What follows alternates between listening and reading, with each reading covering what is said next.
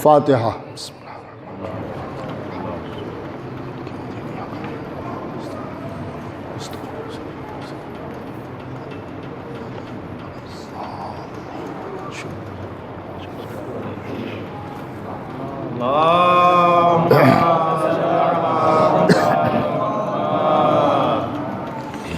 اعوذ باللہ من الشیطان اللعین الرجیم، بسم اللہ الرحمن الرحیم، والحمد للہ رب العالمین، والصلاة والسلام علی اشرف الانبیاء والمرسلین، خاتم النبیین، سید الوصیین، محب الغرباء والفقراء والمساکین، رحمت للعالمین، رسول الثقلین، امام الحرمین، صاحب قاب قوسین، محبوب رب المشرقین والمغربین، جد الحسن والحسین، مولانا و مولا الثقلین، ابی القاسم محمد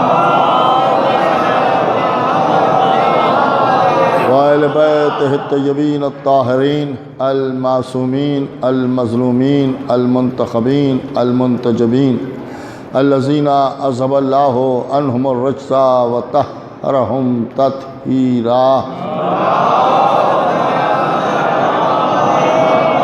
ولعنۃ اللہ علی اعدائہم وقتلتہم ومنکر فضائلہم ومصائبہم وطہارتہم وجلالتہم وشجاعتہم وعظمتہم وولایتہم وعطشہم اجمعین، من لیلنا ھذا الی یوم الدین، اما بعد فقط قال اللہ سبحانہ تبارک و تعالی فی کتابہ الکریم والفرقانہ الحکیم والقرآن الکریم وقولہ الحق، بسم اللہ الرحمن الرحیم، والعصر ان الانسان لفی خسر الا الذین آمنوا وعملوا الصالحات وتواصوا بالحق وتواصوا بالصبر۔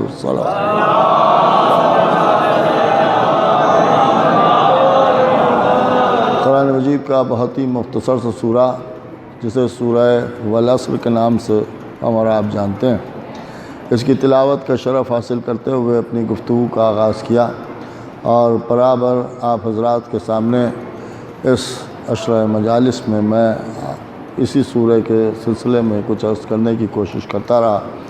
اس میں خداوند عالم نے ارشاد فرمایا کہ عصر کی قسم، یعنی زمانے کی قسم، ہر انسان گھاٹے میں ہے سوائے ان لوگوں کے کہ جو ایمان لائے اور اعمال صالحہ بجا لائے اور حق اور صبر کا ذکر کرتے ہیں یا وصیت کرتے ہیں۔ جیسا کہ کل تک کی مجالس میں نے آپ کے سامنے یہ بات عرض کی تھی کہ یہ چار چیزیں ہیں، پہلے ایمان ہے، پھر عمل صالح ہے، پھر اس کے بعد حق ہے، اور حق کے بعد صبر ہے۔ کل تک کی مجلس میں نے ساری چیزوں کی وضاحت کر دی آپ کے سامنے کہ ایمان سے مراد مولا علی ہیں، اور عمل صالح سے مراد عمل ابو الفضل العباس یعنی حضرت عباس، اور حق سے مراد مولا علی، اور صبر سے مراد حسین، اور انہی کے تذکرہ کرنے والا ہی فائدے میں ہے۔ اس کا مطلب یہ ہے کہ یہ چار چیزیں ہیں، اور جہاں ان چار چیزوں کا تذکرہ ہوتا ہے اسے ایک لفظ میں اگر بیان کیا جاتا ہے تو اسی کو مجلس کہا جاتا ہے۔ ایک ہماری مجلس، اس میں ذکر علی بھی ہوتا ہے، ذکر اولاد علی بھی ہوتا ہے، اور جہاں ذکر علی اور ذکر اولاد علی ہو اسی کو مجلس کہا جاتا ہے۔ اب اللہ اس کا مطلب یہ ہے کہ کھلے لفظوں میں اس بات کی طرف اشارہ فرما رہا ہے کہ زمانے کی قسم ہر انسان گھاٹے میں ہے سوائے ان کے کہ جو مجلسیں کرتے بھی ہیں اور مجلسوں میں آتے بھی ہیں۔ ایک صلوات پڑھیں محمد۔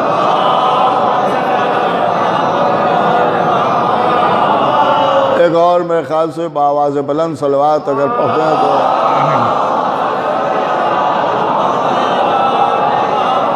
بہت ہی جلدی میں آپ حضرات کے سامنے کچھ عرض کرنے کی کوشش کروں گا کہ آپ غور فرمائیں کہ ہمارا مذہب اور ہم وابستہ ہیں تو وہ مولا علی سے ہی وابستہ ہیں، اور ظاہر سی بات ہے کہ یہی وہ خاندان ہے کہ جس خاندان نے سب کو عزت بخشی ہے، اور اسی خاندان کے ذکر کو عبادت بھی قرار دیا گیا ہے۔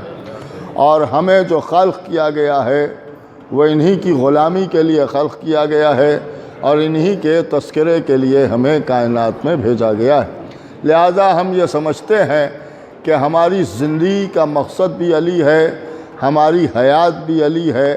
ہم زندہ اسی وقت تک ہیں جب تک یہ ذکر ہمیں زندہ رکھے ہوئے ہے، اس لیے کہ ہماری حیات مولا علی ہیں، ہماری زندگی مولا علی ہیں، اس لیے کہ ہم اٹھتے بیٹھتے جب پکارتے ہیں تو کسی اور کو نہیں پکارتے ہیں، اس لیے کہ یہی وہ ذات ہے کہ جو پکارنے پر آ جاتی ہے۔ دیکھیے، جو پکارنے پر آ جاتی ہے، اور پکارا اسی کو جاتا ہے کہ جو پکارنے پر آ جائے۔ دیکھیے، جو پکارنے پر آ جائے، لہٰذا ہمارا یہ دستور ہے کہ ہر مصیبت کے وقت پر ہم جب آواز دیتے ہیں تو وہ مولا علی کو آواز دیتے ہیں۔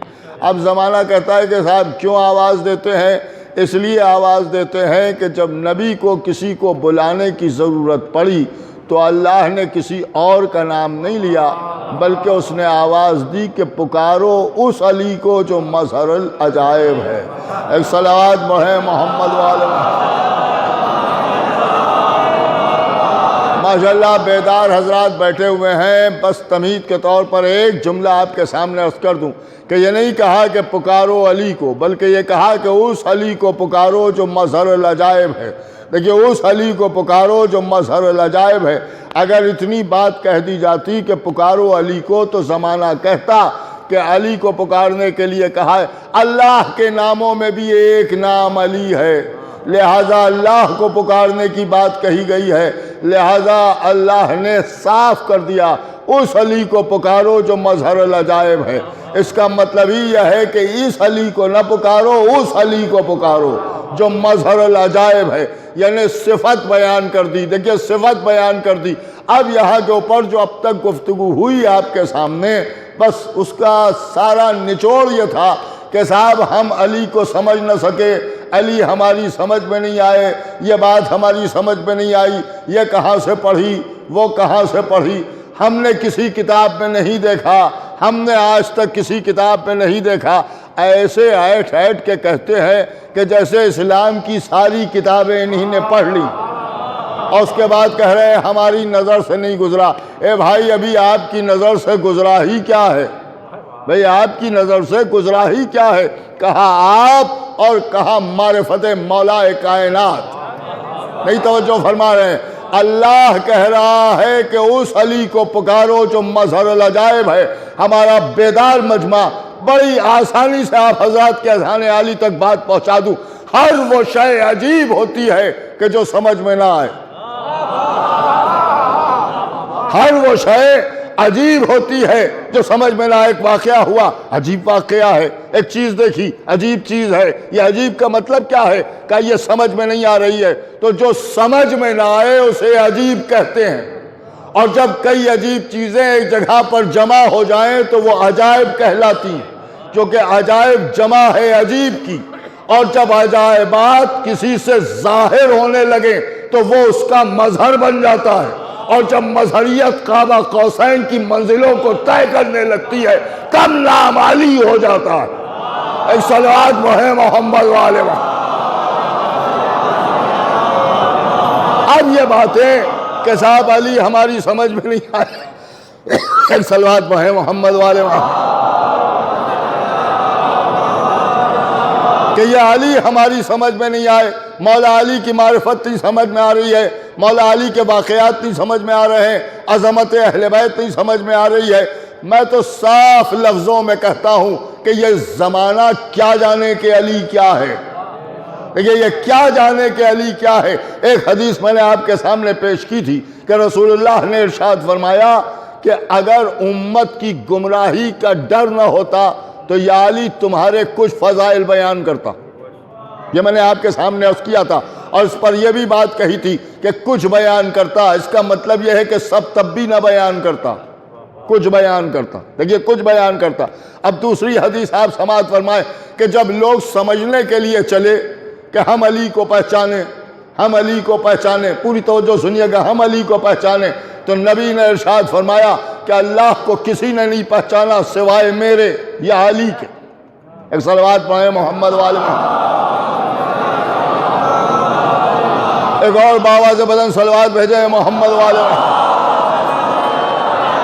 سوائے میرے یا علی کے اور کسی نے نہیں پہچانا. یا میں نے پہچانا یا اللہ نے پہچانا.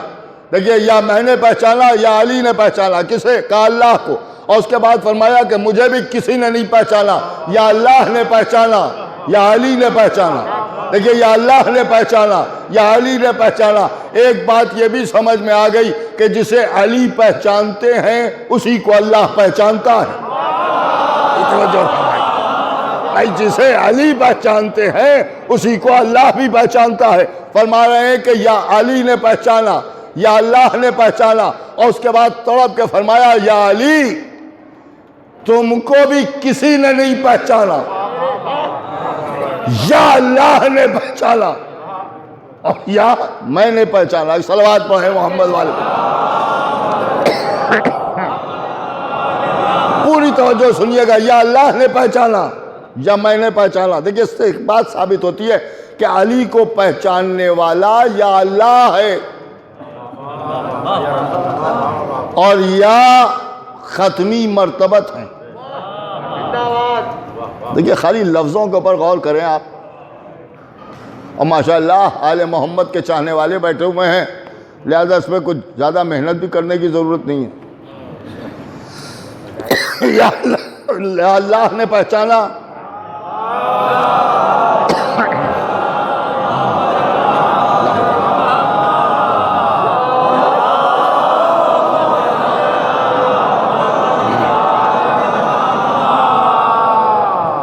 بس رہے. اب ظاہر سی بات ہے کہ 10 دن سے پڑھ رہا ہوں تو اب ظاہر سی بات ہے 9 دن کچھ نہیں ہوا تو 10ویں دن تو کچھ تو ہی جانا چاہیے. اس لیے کہ اللہ نے شیطان کو بھی تو خلق کیا ہے، وہ کسی نہ کسی بہانے کچھ نہ کچھ کرے گا ضرور. ایک صلوات پڑھیں محمد. ایک اور طلب ہے، وہ آپ غور فرمائیں کہ جب آدم کے معاملے میں اس نے گڑبڑ کر دی تو یہ تو فخر آدم کا ذکر ہے. ایک صلوات پڑھیں محمد. بس جلدی جلدی آپ کے سامنے بات عرض کر دوں کہ یا اللہ نے پہچانا اور یا میں نے پہچانا. میں نے پہچانا یہ نہیں کہا کہ یا اللہ نے پہچانا یا رسولوں نے پہچانا.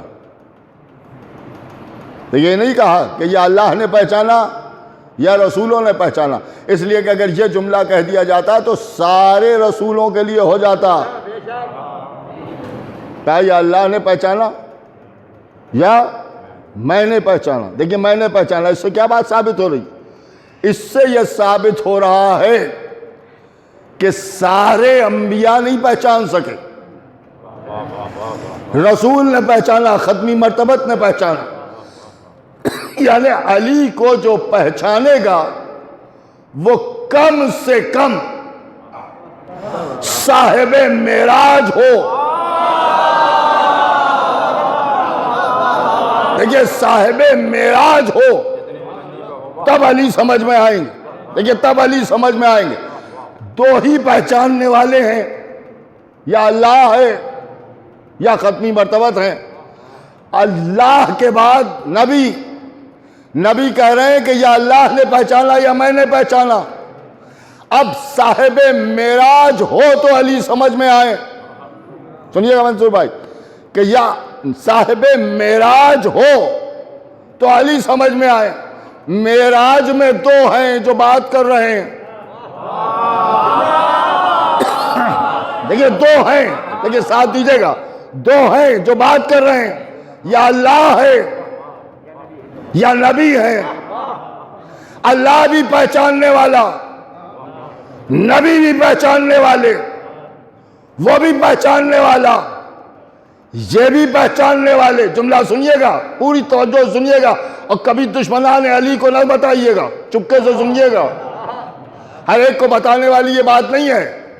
دو پہچاننے والے ہیں، یا اللہ ہے یا نبی ہے. اور معراج میں دونوں پہچاننے والے جب بات کرنے لگے تو ایک پہچاننے والے نے دوسرے پہچاننے والے سے پوچھا کہ تو بول رہا ہے یا علی بول رہا ہے؟ یہ بات میں نے کہہ دی.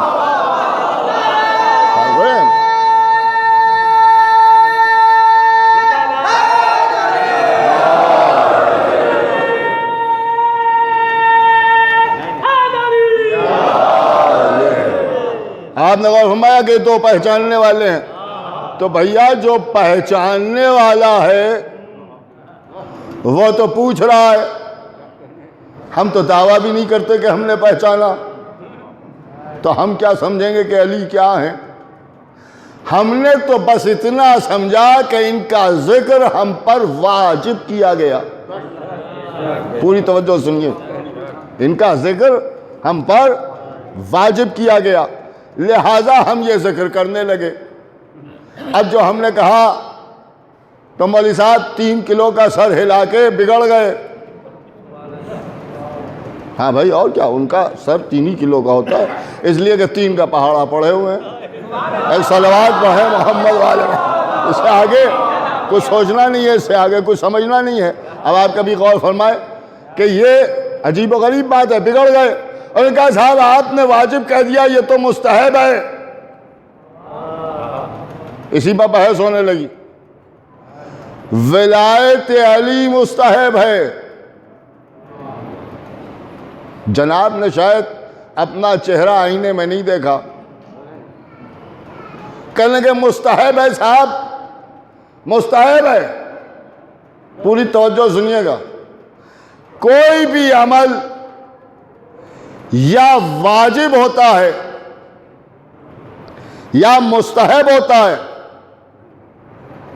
یا حرام ہوتا ہے یا مکروہ ہوتا ہے. پوری توجہ سنیے گا، یا مکروہ ہوتا ہے. واجب اس عمل کو کہتے ہیں جس کے کرنے میں ثواب اور نہ کرنے میں گناہ، عذاب. غلط تو نہیں کہہ رہا ہوں؟ جیسے نماز پڑھیں گے تو ثواب، نہیں پڑھیں گے عذاب، گناہ. غلط تو نہیں ہے؟ پوری توجہ چاہ رہا ہوں، میں سارے مجمع کو مخاطب کر رہا ہوں، سارے مجمع سے مخاطب. نماز پڑھیں گے ثواب، نہیں پڑھیں گے گناہ، عذاب. پوری توجہ. روزہ واجب ہے، رکھیں گے تو ثواب، نہیں رکھیں گے گناہ. لیکن نہیں رکھیں گے گناہ. ساتھ ساتھ ایک صفت واجب ہونے کی یہ بھی ہے کہ اس کی پرسش ہوگی. مسلمانوں کے 72 فرقے ہی ہمیں سمجھاتے ہیں کہ سب سے پہلے نماز پوچھی جائے گی. کہتے تو ہیں کہ سب سے پہلے نماز پوچھی جائے گی، لیکن سمجھتے یہ ہیں کہ صرف نماز پوچھی جائے گی. پہلے پوچھی جائے گی اس کا مطلب یہ ہے بعد میں بھی کچھ پوچھا جائے گا. خالی نماز پڑھنے سے کچھ نہیں ہوگا جب تک روزہ نہ رکھیے کہ نماز پڑھ لی روزے کے منکر ہو گئے، اور نماز روزہ کر لیا اور حج کے منکر ہو گئے. یہ نہیں چلے گا. پہلے پوچھا جانا اور ہے، لیکن صرف پوچھا جانا یہ ایک الگ بات ہے. غور کر رہے ہیں جو میں آپ کے سامنے عرض کر رہا ہوں؟ یہ ہے واجب. اس کے بعد آئیے مستحب. مستحب مستحب وہ عمل ہے کہ جس کے کرنے میں ثواب، نہ کرنے میں کوئی حرج نہیں ہے. لیکن نہ کرنے میں کوئی حرج نہیں ہے. مثال کے طور پر تعقیبات نماز یہ مستحب ہیں. آپ نے نماز پڑھی، اس کے بعد دعائیں بھی پڑھ لیں ثواب ہوگا، اور جلدی میں تھے چلے گئے کوئی حرج نہیں. پوری توجہ سنیے گا، جلدی میں تھے نکل گئے کوئی بات نہیں. اب آپ کے اوپر گناہ نہیں ہوگا. مثال کے طور پر مستحب نمازیں پڑھیں، مغفرت والدین، یہ سب مستحبات میں ہے، پڑھ لی ٹھیک ہے، لو ثواب، نہیں پڑھی کوئی بات نہیں، اور جب کوئی بات نہیں تو اس کا سوال بھی نہیں ہوگا۔ حرام وہ عمل ہے جس کے کرنے میں گناہ ہی گناہ ہے، بچ کے نکل جانے میں فائدہ ہی فائدہ ہے۔ پوری توجہ سنیے گا، بچ کے نکل جانے میں فائدہ ہی فائدہ ہے۔ واجب اسے کہتے ہیں کہ جس کا سوال کیا جائے، مستحب اسے کہتے ہیں کہ جس کے نہ کرنے پر سوال نہ ہو۔ نہیں توجہ فرما رہے آپ؟ جس کے نہ کرنے پر کوئی سوال نہ ہو اسے کہتے ہیں مستحب۔ اب میرا ایک سوال ہے کہ جیسے مسلمانوں کے کچھ فرقے ہمیں سمجھانے آ جاتے ہیں کہ صاحب ٹھیک ہے علی کو ہم بھی مانتے ہیں، وہ بھی اللہ کے ولی ہیں اور ولایت تو صاحب انہی سے چلی ہے، لیکن کہنا مستحب۔ تو اب ہمارا سوال ہے مستحب اسے کہتے ہیں جس کا سوال نہ ہو۔ اب میرا سوال ہے کہ ولایت علی کا سوال ہوگا یا نہیں ہوگا؟ دیکھیے غور طلب ہے کہ ولایت علی کا سوال ہوگا یا نہیں ہوگا۔ اب میں کسی مولوی کے بات آپ کے سامنے نہیں عرض کر رہا ہوں کہ کوئی صاحب کہے ہم تو انہیں مانتے ہی نہیں، ہم تو انہیں جانتے ہی نہیں، وہ ہمارے فرقے کے نہیں ہے، وہ ہمارے گروپ کے نہیں ہے۔ میں آپ کے سامنے چھٹے امام حضرت امام جعفر صادق علیہ السلام امام کی گفتگو عرض کر رہا ہوں۔ ایک شخص دوڑتا ہوا آیا اور آ کے کہا کہ قرآن مجید میں جو یہ جملہ آیا ہے کہ ان لوگوں کو روکو، روز محشر کہا جائے گا کہ ان لوگوں کو روکو کیونکہ ابھی ان سے پوچھا جائے گا، ان سے سوال کیا جائے گا۔ امام نے فرمایا تو؟ اس نے کہا ابو حنیفہ یہ کہتا ہے کہ یہ جو پرسش ہوگی یہ کھانے پینے کی ہوگی۔ اللہ پوچھے گا کتنا کھایا، کیا کھایا، بھائی کیا کھایا، کتنا کھایا؟ آپ غور کر رہے ہیں؟ اب جب یہ کہا تو امام مسکرائے۔ امام نے مسکرا کے فرمایا کہ اکثر تم بھی اپنے گھروں میں لوگوں کو دعوت پر بلاتے ہو؟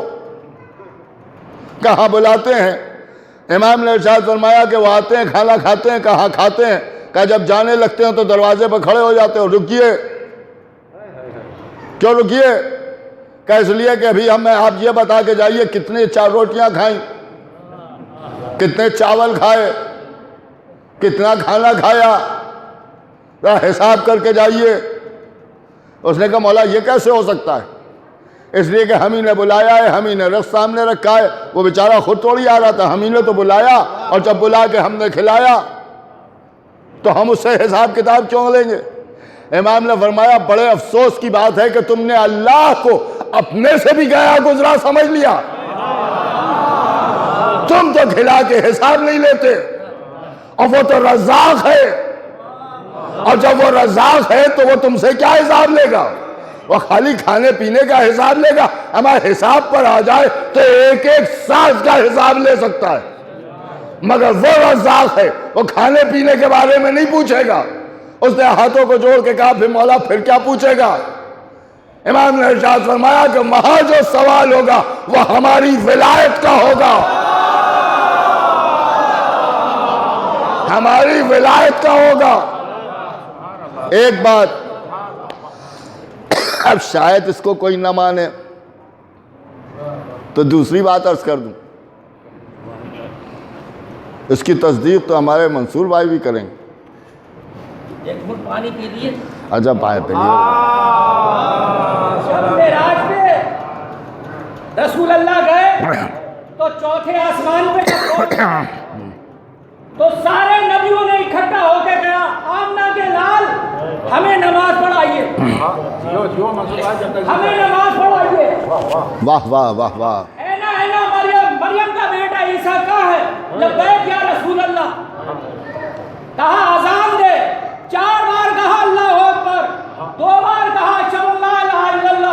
2 बार कहा चलूंगा मोहम्मद रसूलुल्लाह, और ये कह के ईसा चुप हो गए, सन्नाटा हो गया, जैसे यहाँ पे सन्नाटा हो गया।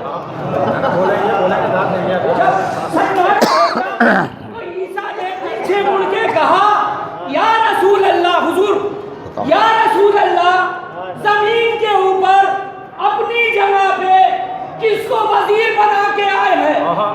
कहा उसी को जिसकी विलायत के इकरार के बाद नबूवत मिली तुझे और मुझे, तुझे और मुझे। नारे हैदरी।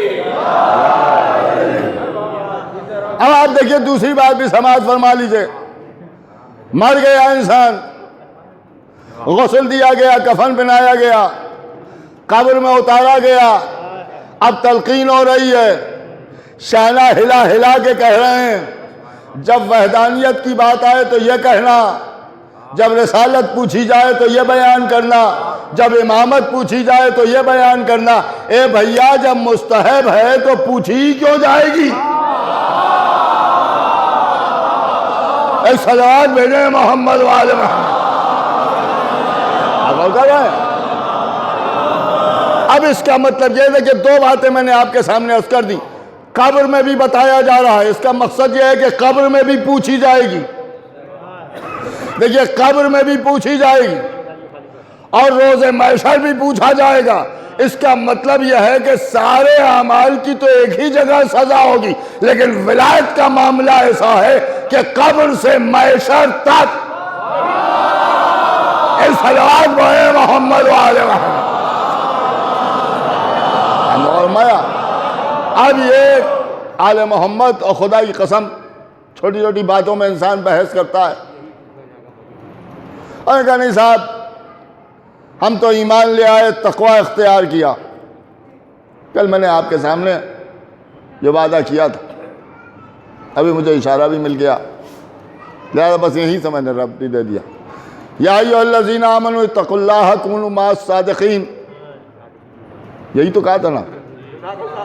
ऐ वो लोगों जो ईमान लाए हो, ऐ वो लोगों जो ईमान लाए हो, तकवा इख्तियार करो और सादिकीन के साथ हो जाओ।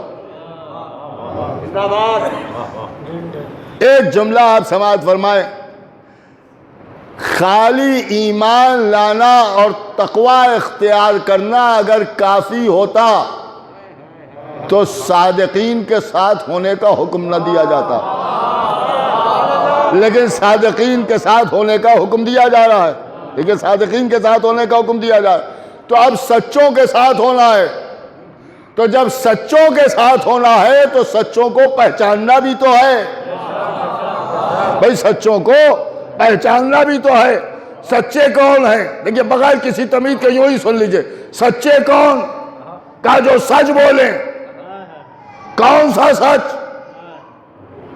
मैंने कहा साहब सच, सारे सच, पूरे चैलेंज से आपके सामने अर्ज कर रहा हूं। 2 जुमलों में बात की वजाहत हो जाएगी। कहीं सच हैं और कहीं झूठ हैं। इस वक्त यहां बैठ के अगर आप कहें कि रात है तो यहां सच है, अमेरिका में यही बात कही जाए तो झूठ है। नहीं तवज्जो फरमाइए आप, अमेरिका में यह बात कही जाए तो यह झूठ है। इसका मतलब यह है कि इतना बड़ा सच कि इस वक्त रात है, जगह बदल जाने से झूठ में बदल गया। देखिए, झूठ में बदल गया तो सारे सच, देखिए सारे सच इलाकाई सच हैं और सारे झूठ इलाकाई झूठ हैं। ऐसा सच तलाश कीजिए कि जो हर जगह सच हो, जो हर वक्त सच हो। एक सच कायनात में ऐसा है कि जो सबसे बड़ा सच, हर वक्त सच, हर जगह सच। कौन सा सच? का वो सच है ला इलाहा इल्लल्लाह मुहम्मद रसूलुल्लाह। یہ ہے کائنات کا سب سے بڑا سچ.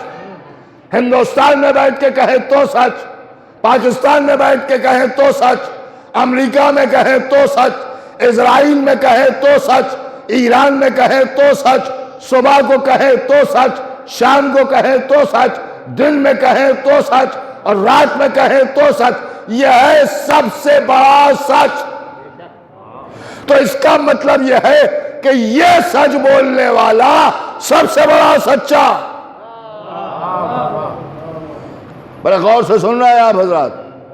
بھائی ابھی میں اس منزل پر بھی آؤں گا جو آپ چاہتے ہیں. ابھی تو سارے مسلمانوں کو خوش کر لینے دیجئے. پوری توجہ سنیے. یہ کلمہ ایسا ہے کہ یہ کلمہ ہے سب سے بڑا سچ. تو یہ سچ بولنے والا سب سے بڑا سچا. کہاں سب سے بڑا سچا؟ اگر ایسا تھا تو قرآن پڑھیے. اے رسول ہمارے، یہ آ کے آپ کے سامنے کہتے ہیں کہ آپ اللہ کے رسول ہیں، اور اللہ بھی خوب جانتا ہے کہ آپ اللہ کے رسول ہیں، مگر یہ جھوٹے ہیں. نہیں توجہ فرمائی آپ نے.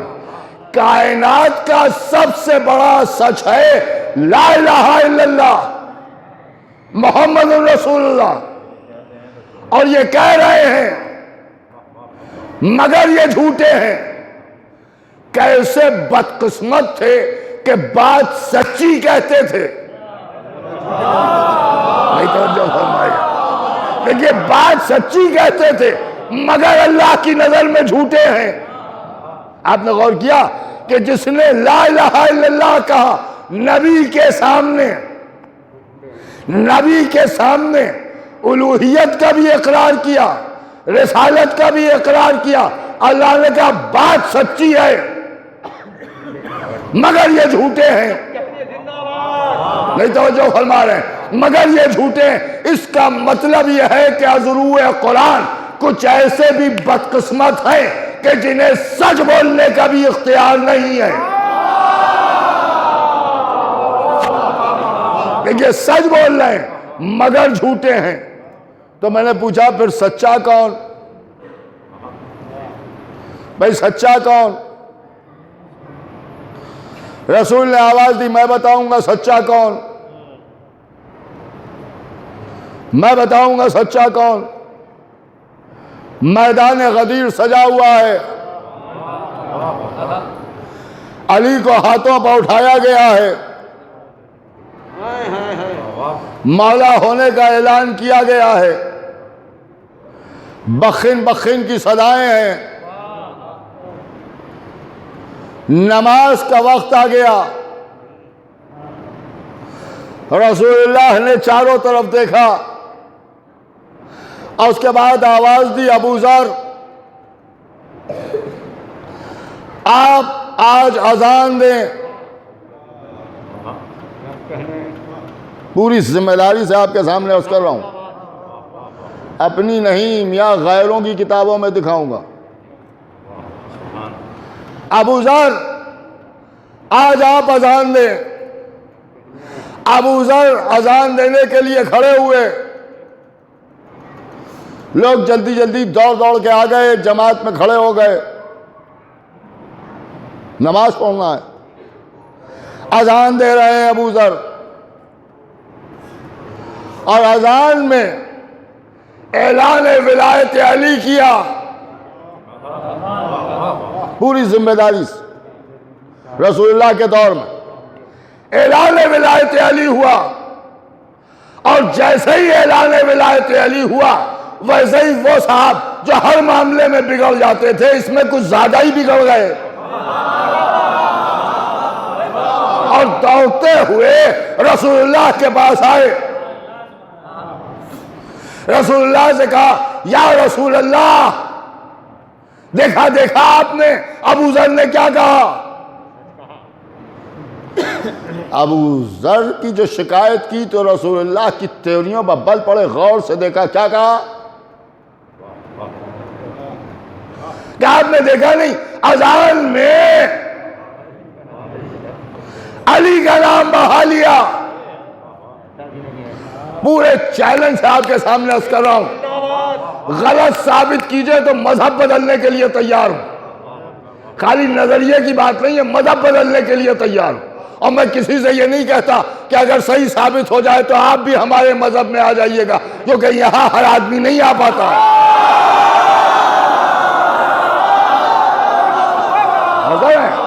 ہمارے مذہب میں ہر ایک کی گنجائش نہیں ہے. یہاں آنے کے لیے نسلوں کی طہارت شرط ہے.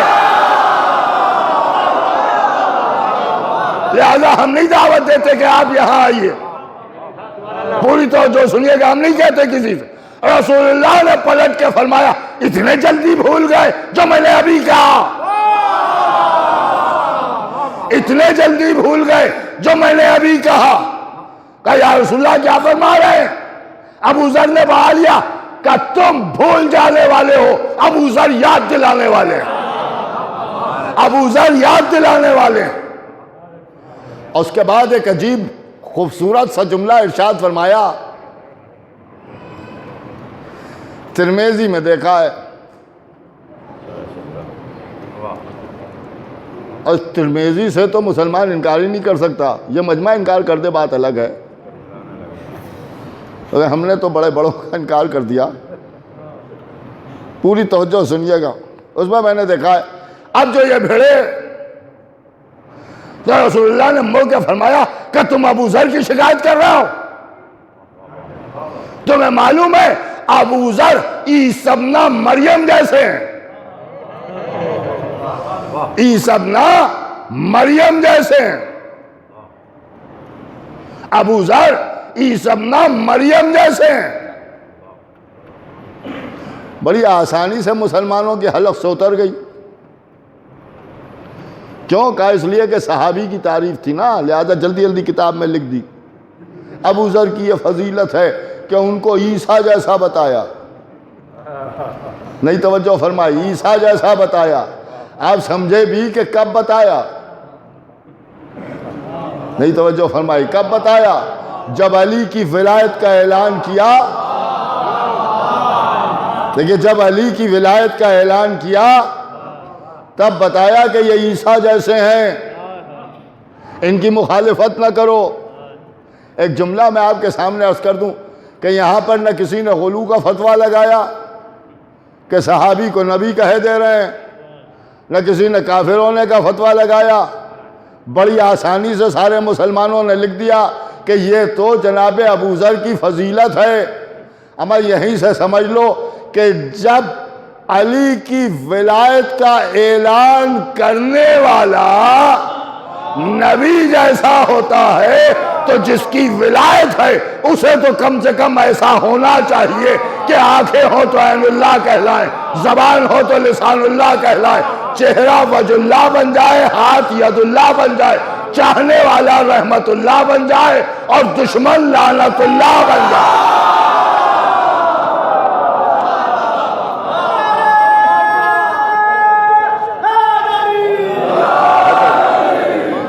آپ لوگوں نے فرمایا، یہ حدیث ارشاد فرمائی.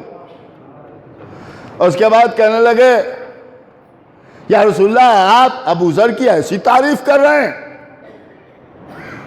اس کے بعد کبھی جملہ سن لیجئے، انہی نے لکھا ہے. معاملہ تو یہ ہے کہ یہ کتابیں لکھ دیتے ہیں، پڑھتے نہیں ہیں. اور پڑھیں بھی کیسے؟ اس لیے کہ ایسے نبی کو مانتے ہیں جو پڑھا لکھا ہی نہیں تھا. اور ہمارا نبی کیونکہ پڑھا لکھا ہے لہذا ہم ہی پڑھتے ہیں. لکھتے یہ ہیں، پڑھتے ہم. اس کے بعد کیا ہوا کہ آپ ایسی تعریف کر رہے ہیں. رسول اللہ نے فرمایا میں بھی تعریف کر رہا ہوں، تم بھی تعریف کرو، تم بھی تعریف کرو.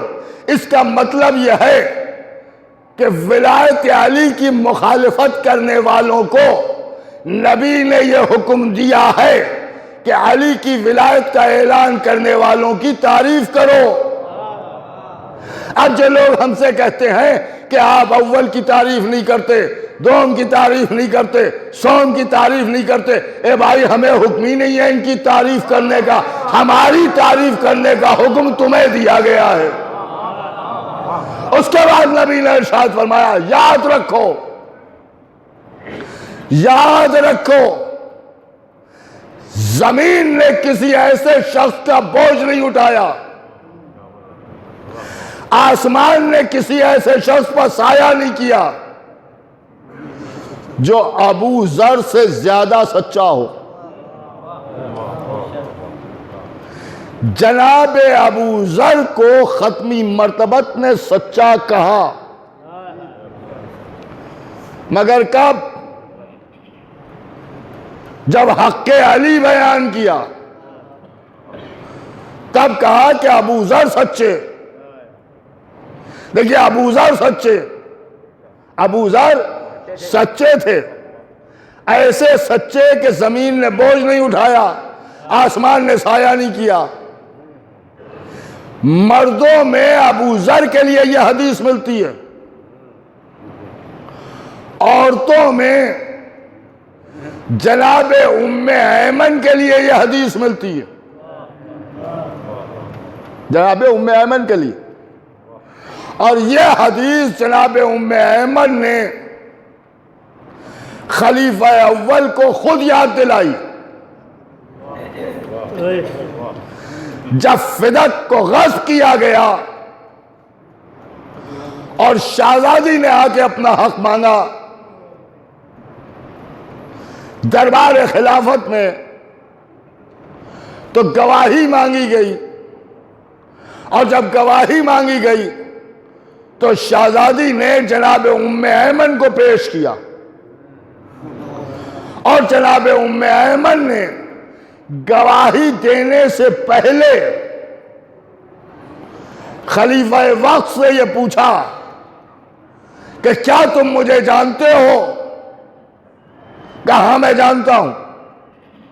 کہ رسول اللہ نے میرے لیے یہ ارشاد فرمایا، کیا تم اس بات کی تصدیق کرو گے کہ انہی نے ارشاد فرمایا کہ زمین نے کسی ایسی بی بی کا بوجھ نہیں اٹھایا اور آسمان نے کسی ایسی بی بی پر سایہ نہیں کیا کہ جو ام ایمن سے زیادہ سچی ہوں۔ اس نے کہا ہاں ہاں ہم نے سنا ہے، بے شک آپ نے سچ فرمایا، رسول اللہ نے یہ کہا ہے آپ بالکل سچی بی بی ہیں۔ اور جب خلیفہ ہی نے کہہ دیا تو حالی موالی فوراً چیخنے لگے بے شک صحیح کہا صحیح کہا، رسول اللہ نے کہا ہے۔ کیا اقرار کرتے ہو کہ میں سب سے زیادہ سچی؟ کہا ہم اقرار کرتے ہیں۔ کہا پھر سنو میں گواہی دیتی ہوں کہ یہ حق سیدہ ہے۔ دیکھیے یہ واقعہ میں نے آپ کے سامنے پیش کر دیا۔ جناب ام ایمن کو بھی سچا کہا، ابو ذر کو بھی سچا کہا۔ ابو ذر کو اس وقت سچا کہا کہ جب اعلان ولایت علی ہوا، اور جناب ام ایمن کو اس لیے سچا کہا کہ یہ حق سیدہ بیان کرنے والی تھی۔ اب آپ نے غور کیا، کل کا جملہ یاد کیجئے، لوگ کہتے ہیں آل محمد ہیں سچے، آل محمد خود سچ ہیں۔ ان حدیثوں سے یہ ثابت ہوتا ہے کہ اللہ اور نبی کی نظر میں سچا وہ ہے کہ جو حق علی بیان کرے اور حق فاطمہ بیان کرے۔ ہر ایک کو سچا نہیں سمجھا جائے گا، جو حق علی بیان کرے گا وہ سچا، جو حق فاطمہ بیان کرے گا وہ سچا۔ اب پڑھئے یہ آیت کونوا مع الصادقین، سچوں کے ساتھ ہو جاؤ، اس کا مطلب یہ ہے کہ جو حق علی بیان کرے اس کے ساتھ ہو جاؤ، جو حق فاطمہ بیان کرے اس کے ساتھ ہو جاؤ۔ ایک صلوات بھیج دیں محمد والا، ایک اور بابا سے بلند صلوات بھیج دیں محمد۔ اور یہ کہنا ہے کہ صاحب آل محمد کیا ہیں، تو معاف کیجئے گا کہ یہ آپ کے فہم سے بلند، یہ آپ کی سمجھ سے بالاتر ہے۔ آل محمد کو کوئی سمجھ نہیں سکتا کہ آل محمد کیا ہے، اس لیے کہ ایک گھرانہ ہی عجیب و غریب، اس گھرانے میں کوئی کسی کی سمجھ میں آ جائے یہ تو ممکن ہی نہیں، اور جب آپ سمجھے ہی نہیں ہیں تو کسی کو سمجھائیں گے کیا؟ یہاں تڑپ تڑپ کے کہتے ہیں کہ صاحب ہم حسین کو پہچنوائیں گے، ہم حسین کو پہچنوائیں گے۔ بس آخری بات عرض کر رہا ہوں، امام حسین کو آپ پہچنوائیں گے؟ آپ کو کتنے لوگ پہچانتے ہیں؟ آپ کو کتنے لوگ پہچانتے ہیں جو آپ پہچنوائیں؟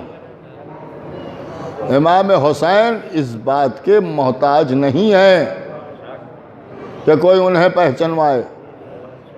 یہ بات صحیح ہے کہ ہر آدمی کسی نہ کسی انداز سے پہچانا جاتا ہے، طریقے الگ الگ ہوتے ہیں، انداز الگ الگ ہوتا ہے،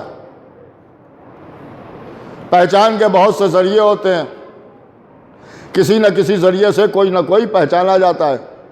فلاں کے باپ ہیں، بیٹے کے ذریعے پہچان، فلاں کے بیٹے ہیں، باپ کے ذریعے سے پہچانا جا رہا ہے، فلاں کے بھائی ہیں، بھائی کے ذریعے پہچانا جا رہا ہے، فلاں گھرانے سے ہے، گھرانے کے ذریعے پہچانا جا رہا ہے، فلاں قبیلے سے ہے، قبیلے کے ذریعے پہچانا جا رہا ہے، فلاں ادارے سے ہے، ادارے کے ذریعے پہچانا جا رہا ہے، فلاں انجمن سے ہے، انجمن کے ذریعے پہچانا جا رہا ہے، لیکن انجمن کے ذریعے سے پہچانا جا رہا ہے۔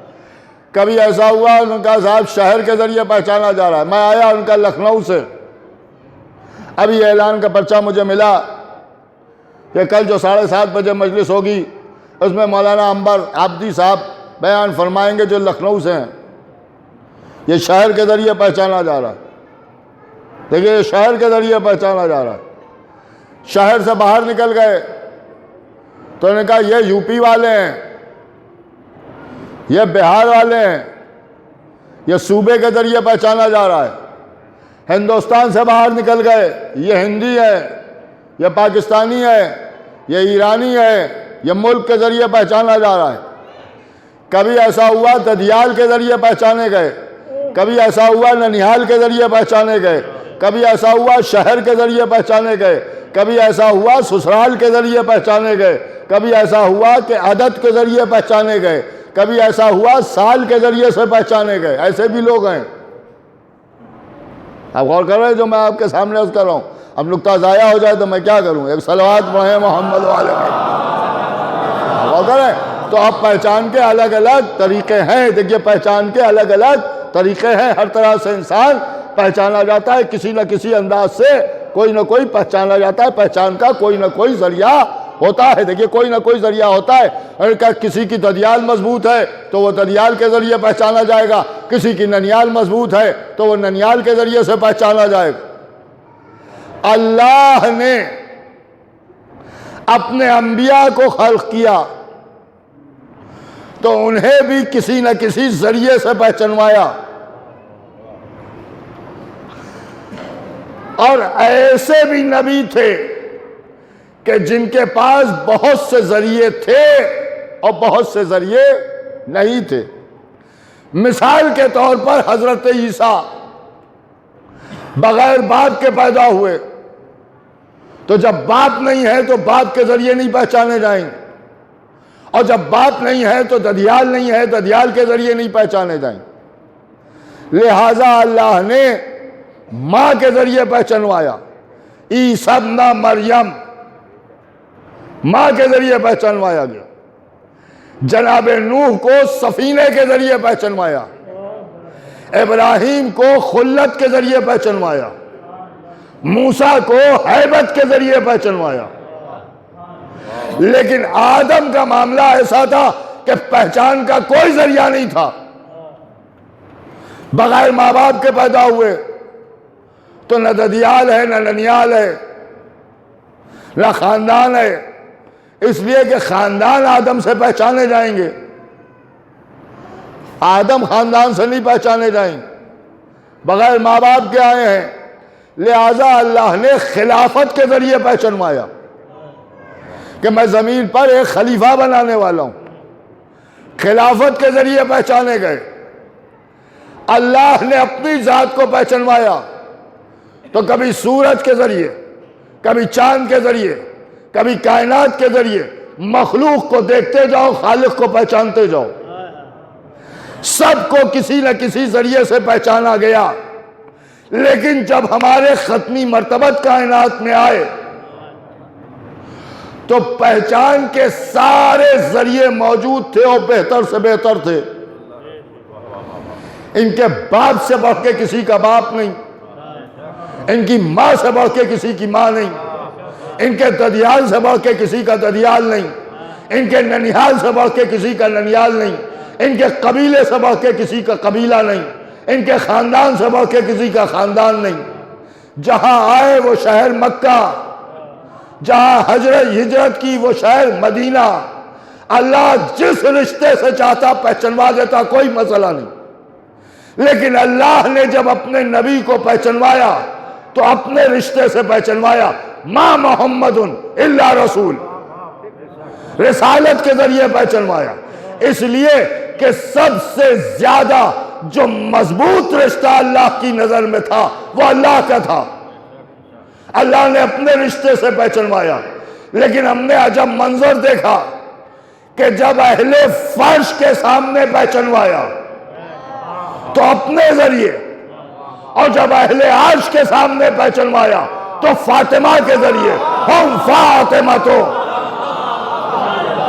آپ نے غور فرمایا، یعنی نبی اگر پہچان میں آئیں گے تو پہچان کے دو ذریعے ہیں، یا اللہ کے ذریعے یا فاطمہ کے ذریعے.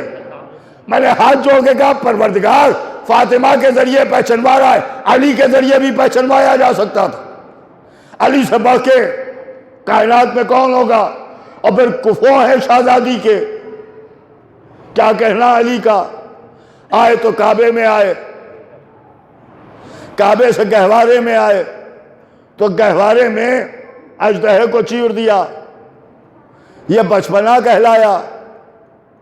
اور جب جوانی کے عالم میں آئے تو مرحب کو دو کر دیا.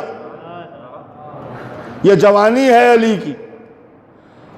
اب ظاہر سی بات ہے کہ علی کے بھی بڑے فضائل ہیں، ذکر بھی عبادت، فکر بھی عبادت، چہرے کو دیکھنا بھی عبادت، والے بھی یہی، جنت تک لے جانے والے بھی یہی. تو ان کے ذریعے پہچنوایا جا سکتا تھا. اللہ نے کہا تم سمجھے نہیں، ہم فاطمہ کی عظمت کو بیان کرنا چاہتے ہیں. سنیں ہمارے بچے شاید کوئی نئی بات ہو اور اگر پسند آ جائے تو دعا دے دیجیے گا.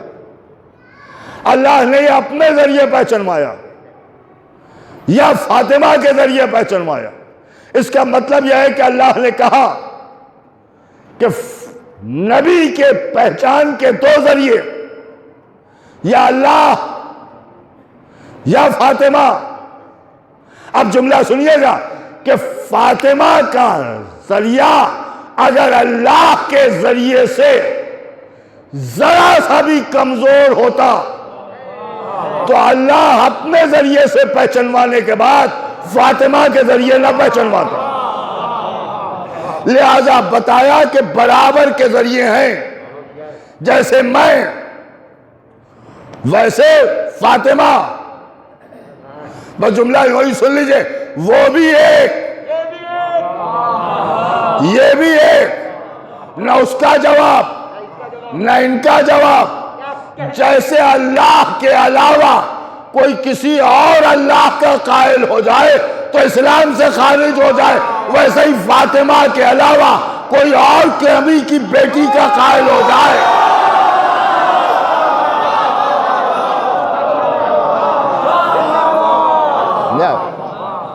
لہذا نبی کی بیٹی ہونے میں بھی یہ واحد نہیں، احد. اس پر لوگ بھڑکتے ہیں، اور خاص طور سے علی کے لیے. ایک دشمن علی سے گفتگو ہوئی تو میں نے کہا علی تو احد ہیں. کہنے لگے توبہ توبہ، کیسی باتیں کر رہے ہیں؟ یہ کہاں سے پڑھ دیا میں نے؟ قرآن سے. کہنے قرآن میں ہے کہ علی احد ہے. میں نے کہا بے شک، ہم نے تو نہیں دیکھا. دیکھا خوب آپ نے، مگر کیونکہ عداوت علی کا چشمہ لگا کے دیکھا لہذا دکھائی نہیں دیا. ارے صاحب آپ نے سورہ نہیں پڑھا، سورہ توحید، قل هو اللہ احد، اسی میں ہے، اسی میں ہے کہ علی احد. پورے چیلنج سے عرض کر رہا ہوں، اور یہ وہ باتیں ہیں جو آسانی سے لوگ پڑھتے نہیں ہیں، گھبراتے ہیں. میں کسی سے گھبراتا نہیں ہوں. قل هو اللہ احد، اللہ احد ہے، واحد نہیں ہے. حالانکہ واحد کے معنی بھی ایک، احد کے معنی بھی ایک. واحد اس ایک کو کہتے ہیں جس کے دو آدھے ہو جائیں. جیسے انا والی من نور واحد، یہ ہے واحد، اور وہ ہے احد. احد اس ایک کو کہتے ہیں جس کے دو آدھے نہ ہو. ناٹ ٹو کٹ، کاٹا نہ جا سکے، وہ ہے احد. اللہ ہے احد، اللہ ہے احد. مگر کیسا احد؟ اسی سورے کے آخری آیت کفوا احد. وہ احد تو ہے مگر ایسا احد ہے کہ جس کا کوئی کفو نہیں. یہ کیسا سناٹا ہے؟ ابھی بات کی وضاحت ہوتی ہے، اور خدا کی قسم علی کا چاہنے والا کوئی چپ نہیں رہے گا. قل هو اللہ احد، پوری ذمہ داری سے پڑھ رہا ہوں.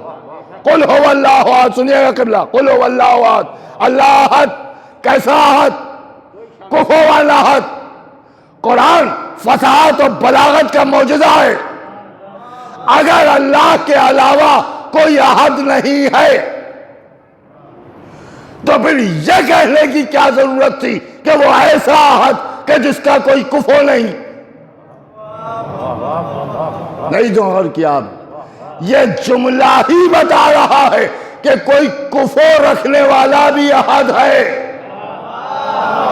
کوئی حدیث یاد آئی کفو والی؟ یا علی آپ نہ ہوتے تو فاطمہ کا کفو نہ ہوتا. اللہ بھی احد، علی بھی احد. اور کیونکہ فاطمہ کے کفو ہیں، کفو کہتے ہیں برابر والے کو، تو احد کا کفو واحد نہیں ہوتا. احد کا کفو بھی احد ہوگا. اللہ بھی احد، علی بھی احد، فاطمہ بھی احد. کیا احدیت کا سلسلہ ہے؟ لیکن میرا بھی جوڑنے میں بھی جواب نہیں. اللہ کے مقابلے میں تین ایسے آئے جنہوں نے خدائی کا دعویٰ کیا، مگر وہ احد تھا، احد رہا. علی کے مقابلے میں تین ایسے آئے جنہوں نے خلافت کا دعویٰ کیا، مگر علی احد. فاطمہ کے مقابلے میں بھی تین بیٹیاں بنائی گئیں، مگر نبی کی بیٹی ہونے میں احد. اور خدا کی قسم قربانی دینے میں اگر کوئی احد ہے تو وہ حسین ابن علی، جن کا کوئی جواب نہیں. حسین کربلا کی سرزمین کے اوپر آپ یہاں تشریف لائے.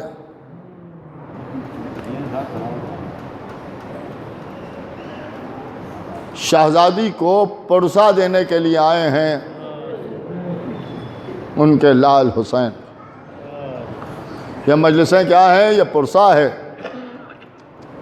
شہزادی کی خدمت میں کہ شہزادی آپ کا بھرا گھر کربلا میں لٹ گیا. عزیزوں، ابھی آپ یہاں تابوت کی زیارت کریں گے، گہوارے کی زیارت کریں گے. اس گہوارے کی زیارت کریں گے کہ جو کربلا میں جل گیا.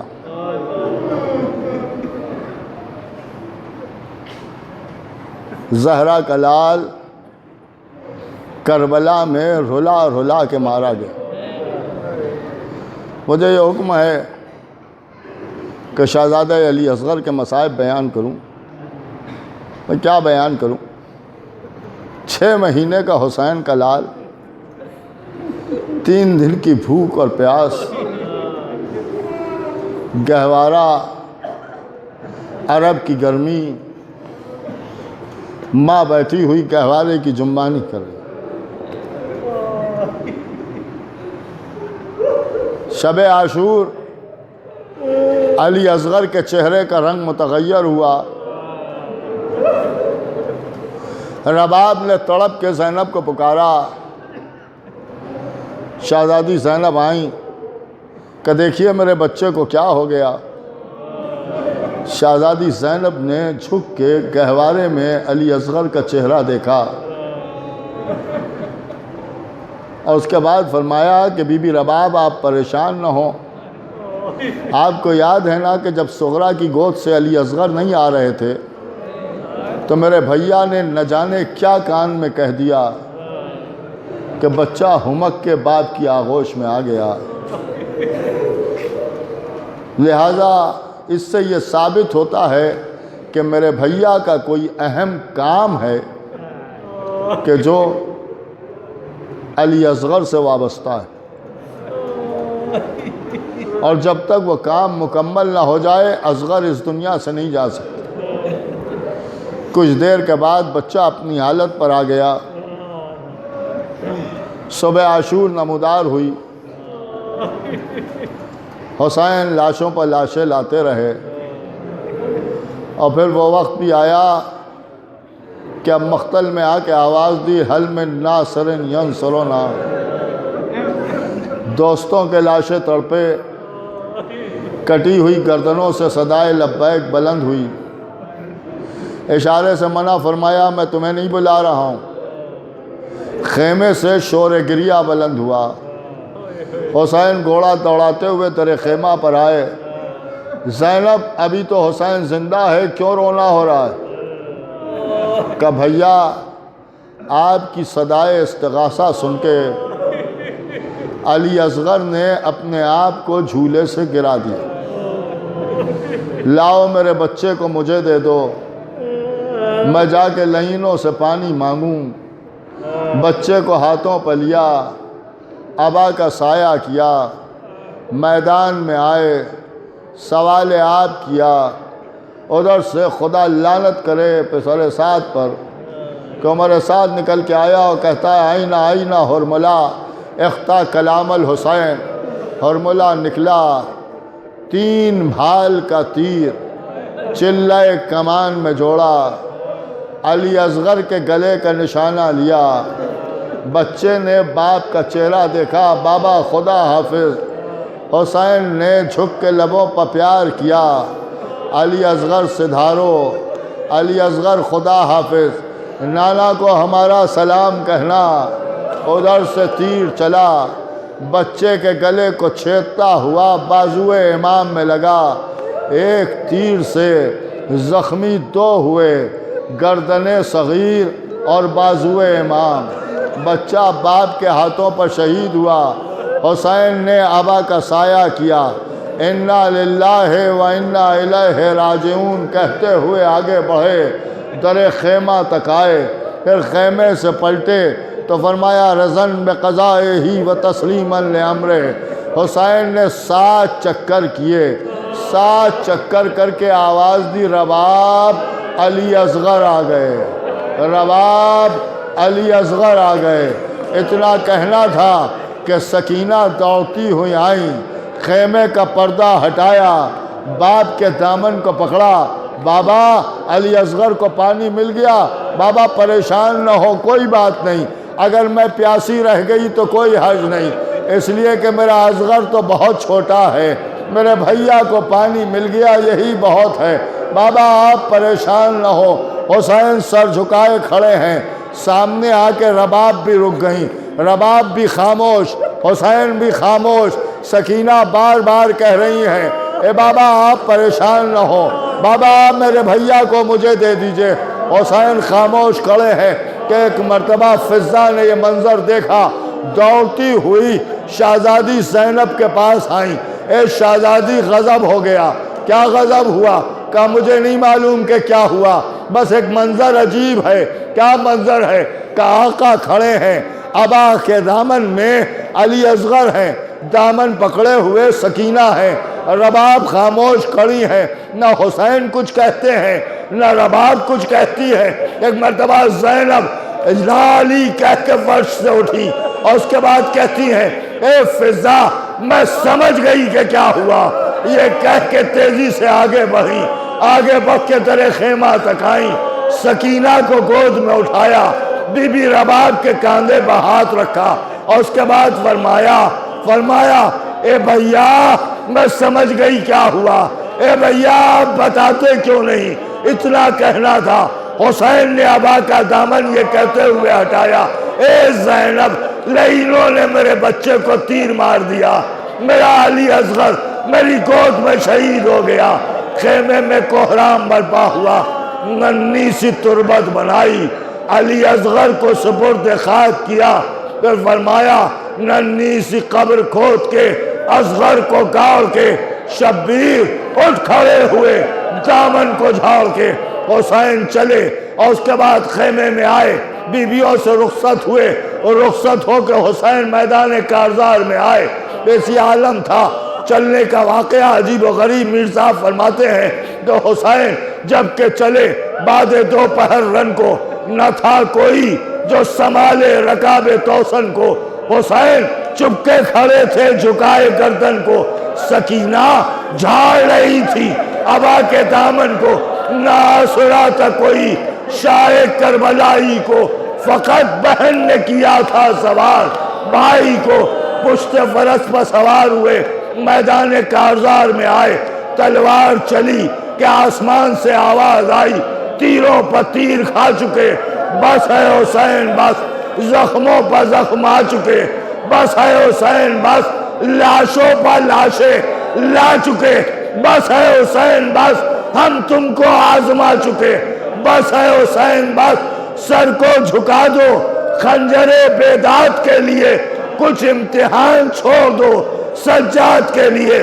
حسین نے سر جھکا لیا، تلوار کو نیام میں رکھا، ایک تیر آیا پیشانی حسین پر لگا، تیر کو نکالا، ایک نیزہ سینے پر لگا، چاروں طرف سے تلواریں پڑنے لگی۔ حسین پشت فرس سے زمین پر آئے، لیجئے وہ وقت آیا کہ عرض کربلا ہلی، آسمان خون کے آنسو رویا، سیاہ آندیاں چلی، بعد قتل شاہ آدھا کا بہا یہ حوصلہ، گھر جلا کر خاک کر ڈالا رسول اللہ کا، خیموں میں آگ لگ گئی، سیدانیوں کے سروں سے ردائیں چھن گئیں۔ اب اس کے بعد عجیب و غریب منظر تھا خدا کی قسم کہ ایک مرتبہ لوگوں نے سروں کی گنتی کرنا شروع کی۔ جب سروں کی گنتی کرنا شروع کی تو سارے سر ملے، لیکن کسی نے کہا ایک سر کم ہے۔ کس کا سر کم ہے؟ بار بار دیکھا جا رہا تھا۔ ایک مرتبہ ہرملہ بولا کہ شاید اس بچے کا سر نہیں نظر آتا کہ جس کی طرف تیر اس نے پھینکا تھا، بس یہ سننا تھا کہ علی اصغر کا لاشا نہیں ملا، لاشا کہاں ہے ڈھونڈا جائے تاکہ سر لایا جائے۔ اب چاروں طرف لاشا دیکھا گیا، لاشا نہیں ملا۔ اولاد والوں ذرا کلیجہ تھام کے سننا، مومنین آپ کے بچے زندہ آباد رہیں، کربلا میں حسین کے بچے مارے گئے، بیویوں تمہاری گودیاں آباد رہیں، کربلا میں رباب کی گودی اجڑ گئی، علی اصغر کو حسین نے زبرد خاک کر دیا تھا۔ ایک مرتبہ خدا لعنت کرے عمر سعد ملعون پر، وہ کہتا ہے شاید حسین نے بچے کے لاشے کو کہیں دفن کر دیا ہے، لہذا اسے تلاش کرو۔ ایک لمبا نیزہ لیے ہوئے زمین پر مارتا ہوا کیا دیکھ رہا ہے کہ کہاں پر قبر ہے، کہاں پر قبر ہے۔ نیزہ زمین پر پڑ رہا ہے کہ ایک مرتبہ شہزادی رباب نے شہزادی زینب کا چہرہ دیکھا، شہزادی زینب آگے بڑھی، بی بی رباب پریشان نہ ہو، بی بی رباب ادھر نہ دیکھو، بی بی رباب ادھر نہ دیکھو، کہ ایک مرتبہ دیکھا کہ اب قبر اصغر پر نیزہ پڑنے والا ہے، رباب کو گلے زینب نے لگا لیا، ادھر نیزہ کچھ دور تک زمین میں گیا، اور اب جو نکلا تو آنی میں ایک ننھا سا لاشا لپٹا ہوا نکلا۔ ارے ظالموں نے خنجر نکالا، لاشے کو زمین پر رکھا، ننھے سے سر کو تن سے الگ کیا، علی اصغر کا لاشا زمین پر ڈال دیا. واہ